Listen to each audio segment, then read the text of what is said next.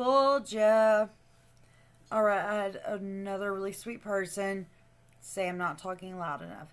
So when I say I fooled ya, I mean I fooled you.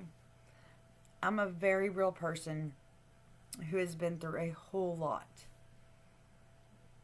I'm bigger than Katie drama, uni drama. I'm really much bigger than that, guys. I've lived this hard life of addiction, of domestic violence, and of molestation, but I did it all the while being a member of a very prominent family.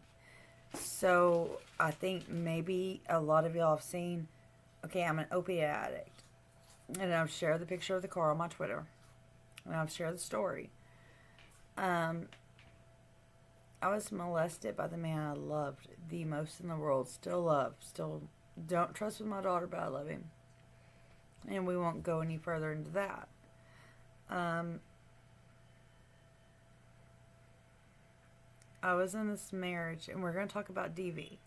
This is another reason, if you want to hear Katie Joy's name in this video, I hate her guts. She is not a DV survivor. She's not. This is a DV survivor.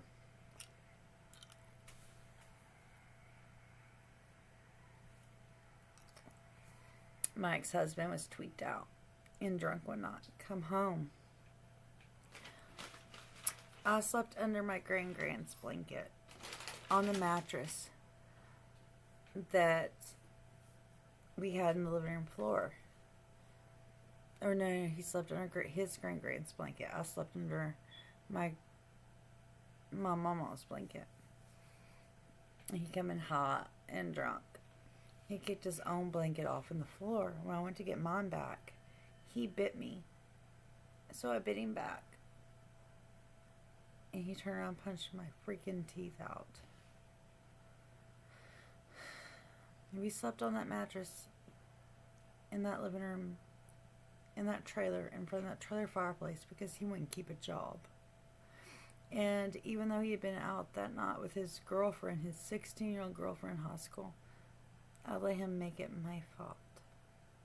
Just like I let him make it my fault now. Oh, I'm divorced from the first one. Even though my nose is now crooked. And my father has criminal charges on him to this day.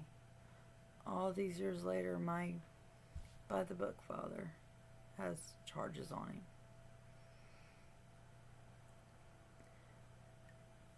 I was in an accident that I share with y'all.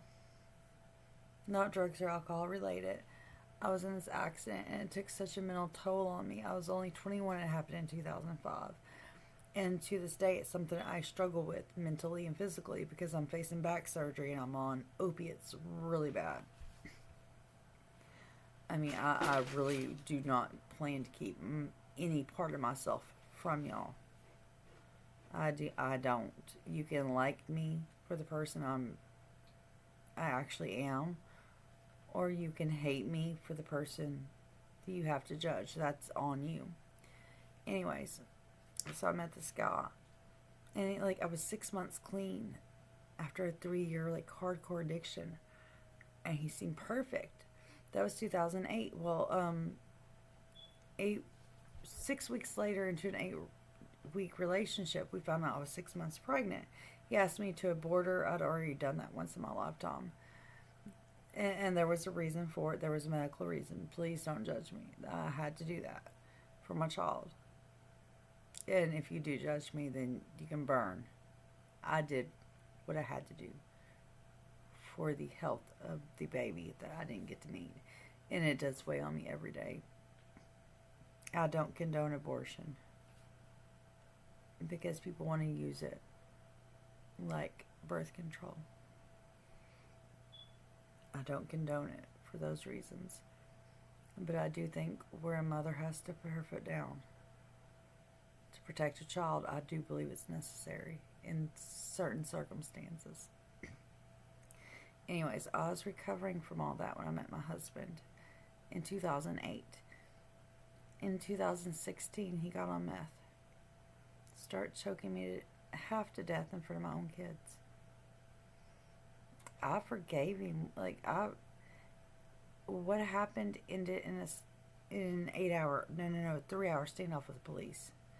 He bent my Durango door halfway down as I was trying to get away from him.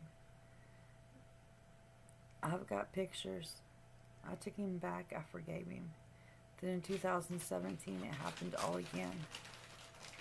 I'm trapped with a monster because DHS took my kids out of my care for a few hours because of what he did.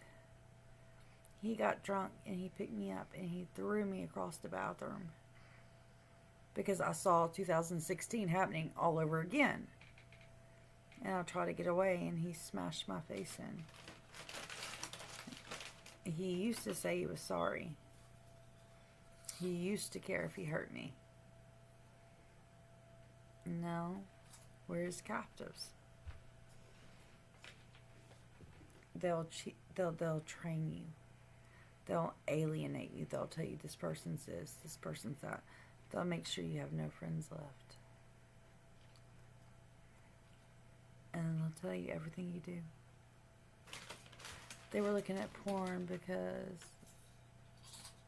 they were cheating on you because they had to hit you because they had to do it because you want to make it stop because you want to keep your family together.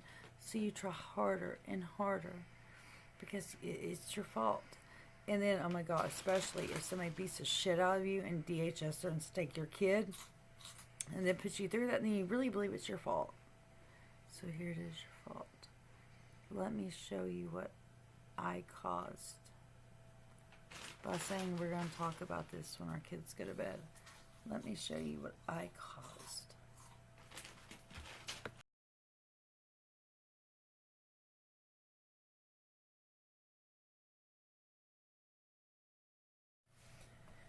I saw that crazy switch flipping his eyes, and it took me back to 2016.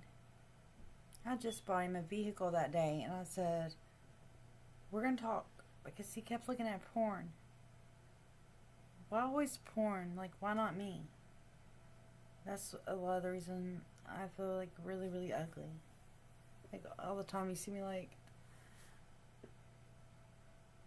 so we're going to talk about this, because I found more porn in his phone. Where do you see the red in my eyeball? Actually, no, I'll go back to why my face is busted open. I saw the crazy switch flip, and I recognized it from 2016. So I tried to get out of the house. And I wasn't worried about leaving the kids there. I knew it wouldn't hurt the kids.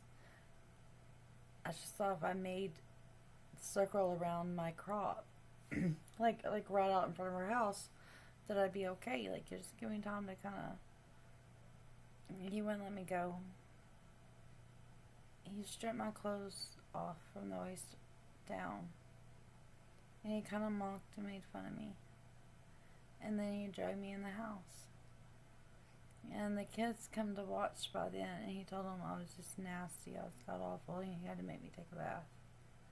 And then he drove me into this bathroom, and our house was my great-grandparents' creation for my grandparents when my mom was a baby. So this is like an old school porcelain tub.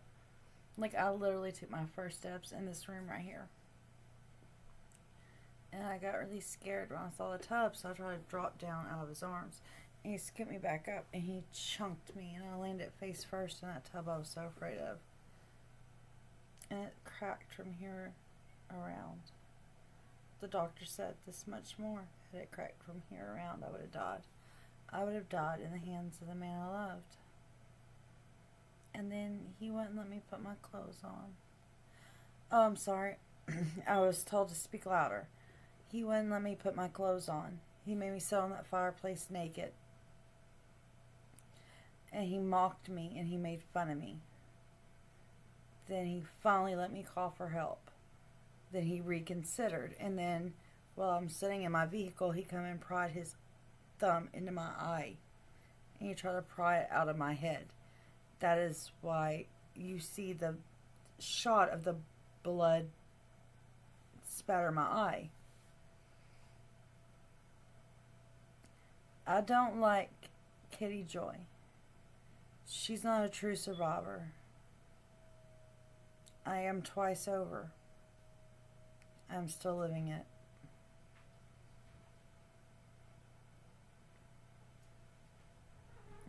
If you are here, reach out.